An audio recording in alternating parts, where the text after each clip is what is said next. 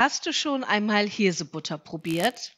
Ich zeige dir in diesem Video, wie das geht und warum der erste Schritt, den ich jetzt hier mache, besonders wichtig ist. Ich habe mir so ein bisschen Hirse genommen. Das genaue Rezept findest du wie immer unten unter dem Video und natürlich auch noch mal zum Schluss. Dann kannst du das Video pausieren und dir einen Screenshot machen. Und das Erste, was ich mit dieser Hirse tue, ist, sie gründlich auszuwaschen. Und zwar nicht nur ein- oder zweimal, sondern wirklich mehrfach. Denn Hirse enthält natürliche Bitterstoffe, vor allem an der äußeren Schale. Und auch wenn sie geschält verkauft wird, bleibt oft noch ein feiner Film zurück. Und diese Bitterstoffe nennt man Saponine. Und diese schmecken leicht seifig oder bitter. Und durch gründliches Spülen, wirklich mehrfach, werden sie dann ausgewaschen. Das Waschen reduziert dann diese möglichen Rückstände und die sorgen bei empfindlichen Menschen zum Beispiel für Blähung oder Unwohlsein. Das möchten wir natürlich nicht. Und außerdem können wir hierdurch auch nochmal verhindern, dass die Hirse später zu stark schäumt und klebrig wird. Und damit ich das so sparsam wie möglich mit dem Wasser mache, tue ich das hier einfach mal im Glas. Selbstverständlich könnt ihr auch alternativ die Hirse in ein Sieb geben und sie dann unter Wasser immer wieder ausspülen. Aber ich habe mir für mich überlegt, dass das jetzt die wassersparendste Lösung ist und das, was übrig bleibt, kann natürlich nochmal an die Pflanzen gegeben werden. So, und wenn wir das haben, kommen wir zur Fermentation. Ihr nehmt jetzt entweder Wasserkefir oder Hefewasser, gebt da einen Esslöffel dazu, dann noch ein bisschen Salz. Okay, es darf auch ein bisschen mehr sein. Und dann füllt ihr das Ganze nochmal mit sauberem Wasser auf. Das Ganze wird jetzt ordentlich nochmal verrührt und wird jetzt ganz in Ruhe einmal fermentiert. Deckel drauf, bei Zimmertemperatur stehen lassen. So, und schon könnt ihr sehen, zum einen sind die ganz schön aufgequollen. Es ist ein bisschen schäumig geworden, aber tatsächlich, das liegt jetzt an der Fermentation und nicht an den Saponiden. Man kann erkennen, dass sich hier schon unheimlich viel getan hat. Und die Hirse wird dann jetzt abgegossen und nochmal aufgekocht.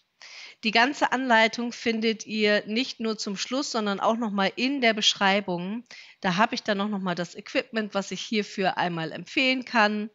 Der Teigrührer gehört da auf jeden Fall hinzu, denn Hirse ist da so ein bisschen widerspenstig, möchte ich mal sagen. Also schön alles reinpacken. Theoretisch könntet ihr es jetzt auch mit ein bisschen Wasser ausspülen. Ich habe das jetzt einfach später hinzugegeben. Und das Ganze wird jetzt schön weich gekocht. Und ich kannte vorher die Hirsebutter gar nicht. Ich weiß gar nicht, wie ich drauf gestoßen bin. Da bin ich durch Zufall drauf gekommen und dann dachte ich, okay, ich muss mich ein bisschen antientzündlicher ernähren. Butter ist da halt nicht so gut. Und das ist so eine Alternative für Butter zum Aufstreichen. Und da dachte ich mir, dann nehme ich euch mit, das testen wir aus.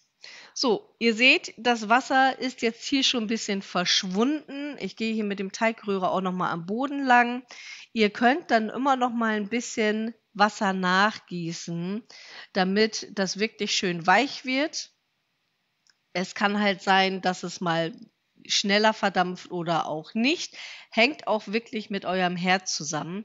Bei uns haben wir ja so 'n Gasherd und ich merke einfach, dass der ganz anders ist als jetzt zum Beispiel so 'n Ceranfeld. So, und die gekochte Hirse gebe ich dann jetzt hier in meine Gewürzmühle. Ihr könnt das auch mit 'm Pürierstab, also mit so 'nem Zauberstab mixen oder in 'nem großen Mixer. Ich finde, von der Menge her passt es besser hier noch mal in das kleine Gewürzglas. Und das pürieren wir jetzt zu einer feinen Paste. Und falls ihr Lust habt, man kann diese fertige Hirsebutter, bevor sie zur Butter wird, auch noch mal extra fermentieren.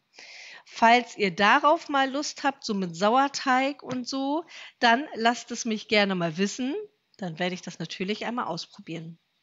So, ich habe jetzt keine extra Flüssigkeit hinzugegeben. Was ihr jetzt noch mal machen könnt, ist vom Geschmack her noch mal ein bisschen Salz hinzugeben. damit die auch so ein bisschen mehr Würze hat. Wer möchte, kann selbstverständlich auch noch mal andere Kräuter hinzugeben, aber ich wollte jetzt wirklich das als Butterersatz, deswegen habe ich da keine Kräuter gemacht. Ich habe aber später noch mal ein bisschen Salz dazu gepackt. Das kann ich euch sehr ans Herz legen. Und, wenn ich nicht auf, Fleisch verzichten müsste, hätte ich jetzt auch mein Baconsalz genommen. Das ist nämlich besonders lecker. Aber wie das manchmal so ist. So, und auch hier hilft mir der Teigrührer wunderbar, diese klebrige Masse einmal rauszubekommen. Mögt ihr eigentlich Käse? Esst ihr das häufig oder was steht bei euch auf dem Plan? Seid ihr vegan unterwegs und freut euch über solche Butteralternativen? Dann lasst es mich gerne mal wissen. Und auch für alle Nicht-Veganer, es ist wirklich eine ganz tolle Alternative zur Butter. Und im Kühlschrank hält sich das Ganze, wenn es richtig sauber gehalten wird, bis zu 2 Wochen. Ansonsten so mindestens 5 bis 7 Tage, aber es muss halt immer kühl gelagert werden. Und das Tolle ist, dass sie gleich noch richtig fest wird, sobald sie dann im Kühlschrank war. So, ich fülle dieses Glas noch auf. Es passte nicht alles hier rein und für das größere Wegglas war es dann wieder zu wenig. Ich habe dann den Rest genommen. Genau, das ist das Salz, was ich vorhin angesprochen hatte. Also das habe ich noch mit hinzugegeben und noch ein bisschen untergerührt. Ich hatte das nämlich dann zwischendurch probiert und merkte einfach, das war mir persönlich noch ein bisschen zu lasch. Und diese Masse ist ja schon mal schön butterig gelb. Die wird dann zwar fest im Kühlschrank, lässt sich dann aber ganz wunderbar noch verstreichen. Hier könnt ihr es sehen, ist eine tolle feste Masse geworden. So, und den Rest hatte ich noch mal in so ein kleineres Glasgefäß gegeben. Und das ist jetzt wie so eine kleine Butterflocke und lässt sich ganz toll wie Margarine verstreichen. Also, ich war sehr überrascht, wie einfach das Ganze geht. Ja, es ist natürlich ein bisschen, was ich da mache, das mit dem Auswaschen, einmal mit dem, aufquellen lassen und alles. Aber eine ganz köstliche Alternative, jetzt noch ein bisschen Schnittlauch drüber und die Welt ist in Ordnung. Ich hoffe, ihr hattet Spaß beim Zusehen und wenn ihr mehr von solchen köstlichen Videos sehen wollt, dann klickt einmal hier.